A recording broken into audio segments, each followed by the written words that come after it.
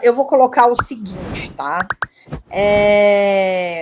O Lula anunciou um pacote de 18 milhões e meio para o tarifaço. Por quê? Né? Justamente por atingir diversos setores importantes para o país. Então, a gente vai ver aqui. Lula anunciou 18 milhões e meio, bilhões, desculpa, para empresas afetadas pelo tarifaço. Tarifas de 25% impostas pelos Estados Unidos entraram em vigor nesta quarta-feira e podem trazer 11 bilhões de prejuízo em dólares, tá? 11 bilhões de dólares. O presidente Lula assinou uma medida provisória que prevê 11 bilhões de reais a empresas afetadas pelo tarifaço, que fazem parte do Plano Brasil Soberano. Dos 18 milhões e meio, 13 bilhões e meio são oriundos de recursos do Tesouro, enquanto 5 bilhões vêm do BNDES. A medida abrange não só exportadores afetados pela nova tarifa, mas também empresas tarifadas com base na seção 232 da Trade Expansion Act, que foram impactadas por conflitos internacionais e setores estratégicos. Os setores beneficiados foram divididos em 3 grupos. Afetados pelas tarifas comerciais dos Estados Unidos, então, aço, alumínio, imóveis, automotivo. Aliás, vamos de novo. Aço, alumínio, automotivo, imóveis, seção 301. Madeira, carvão, máquinas, equipamentos elétricos, produtos cerâmicos, plástico, calçados, papel e açúcar. Setores industriais estratégicos, têxtil, químicos, farmacêuticos, automotivos, equipamentos de informática, produtos eletrônicos e ópticos, máquinas, equipamentos, materiais elétricos, outros equipamentos de transporte, borracha e plástico, máquinas e equipamentos minerais críticos, fertilizantes. Exportações para o Golfo Pérsico e setores afetados.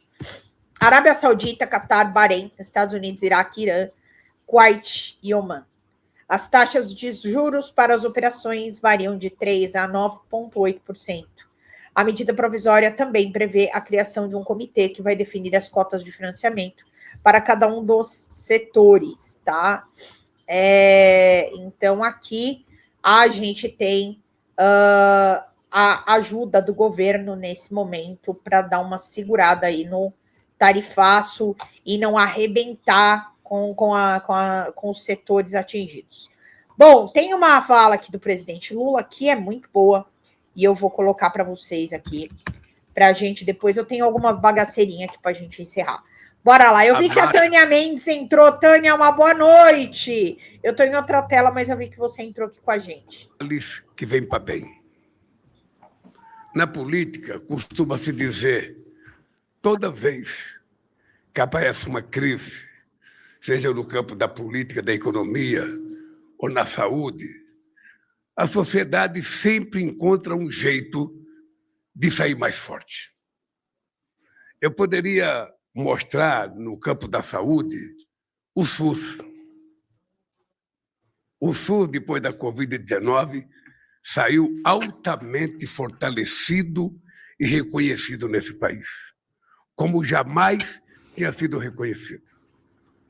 Na economia, nós também provamos que quando tem uma crise, ao invés de a gente ficar chorando a crise, você precisa tentar encontrar saídas. Ou seja, nós, então, estamos demonstrando com esse Brasil Soberano 3 de que não há crise que impeça o Brasil de seguir a sua trajetória de continuar uma economia crescendo. E hoje tem pouquíssimo país que cresce mais do que o Brasil, embora o crescimento do Brasil não seja aquele dos nossos sonhos, mas vamos terminar o mandato crescendo quase 3% nos 3 anos de governo, o que poucos países conseguiram, crescendo as nossas exportações e aumentando as exportações, inclusive, de petróleo, e fazendo com que o crescimento da arrecadação do petróleo feita por nós sirva para que a gente utilize uma parte do recurso para garantir o funcionamento do Brasil soberano e as políticas que estamos fazendo junto com os governadores e junto com outros setores da economia.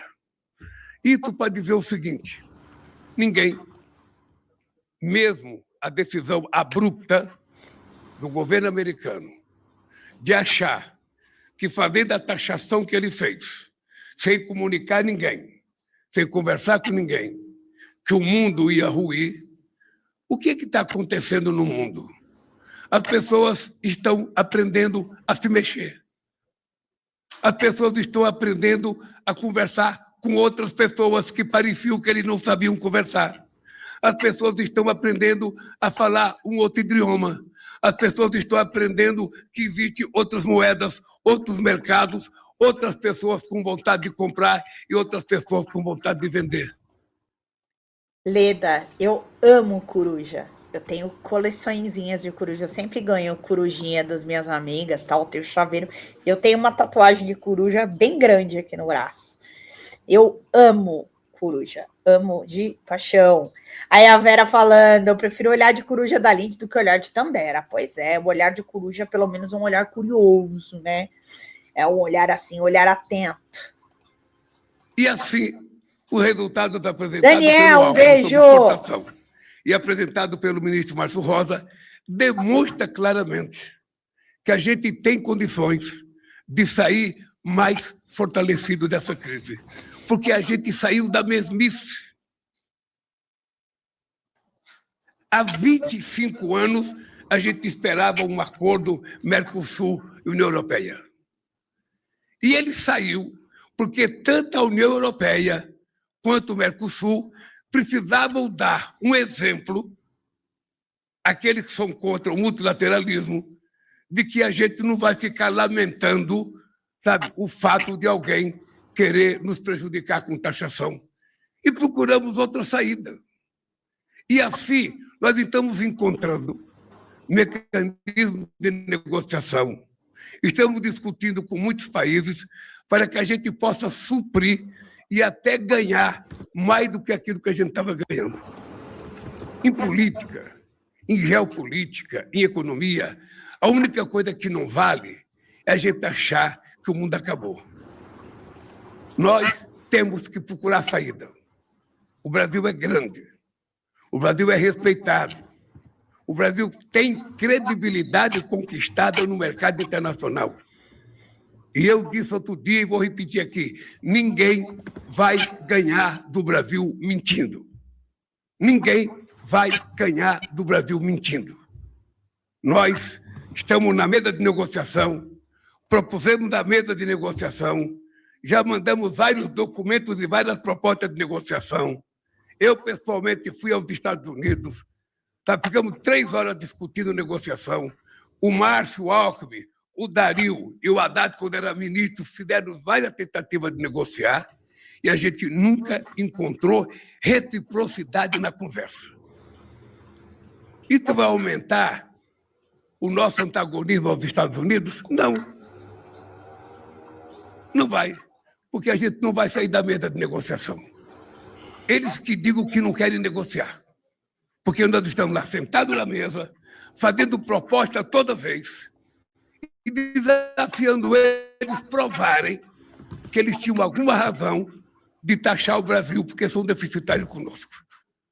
Se algum país pode perder com base numa mentira, é importante vocês saberem que nós não vamos perder. Eu vou trazer também uma fala do Geraldo Alckmin sobre o tarifaço, porque ele é o nosso vice-presidente e a gente precisa ouvir também o que ele tem para dizer. Ele tem uma frase engraçada, né? Alckmin nega retalhar Estados Unidos por tarifas. Olho por olho, os dois olhos ficam cegos. Disse ele.